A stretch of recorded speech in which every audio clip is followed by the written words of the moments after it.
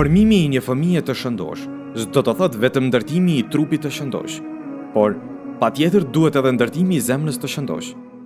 Formimi i një zemre që e adhuron dhe i nënshtrohet Allahut ndikon edhe në formimin e një trupi të shëndosh.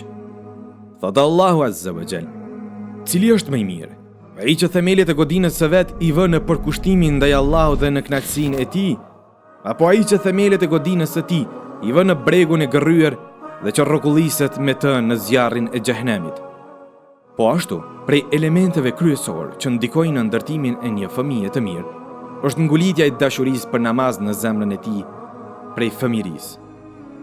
Kjo është edhe porosia e pejgamberit sallallahu alaihi wasallam, që prej moshës 7 vjeçare t'ia mësojmë fëmijëve namazin, kurse në moshën 10 vjeçare t'i dënojmë me një dënim të lehtë kur e neglizhojnë atë. Dhe ta kuptojnë se namazi s'është thjesht një detyrim që detyrohet ta kryejnë, por është një gjuhë kontakti mes tyre dhe Allahut Azza wa Jall. S'duhet të harrojmë faktin se fëmia do të përkujdeset për namazin, vetëm se atëherë kur e sheh se prindrit e tij përkujdesen për kryerjen e namazit. Ai gjithmonë i pason prindrit e tij, dhe në rast se ata s'janë shëmbulltyr për fëmijën e tyre, atëherë prej ku do të marrë mësim ai fëmijë?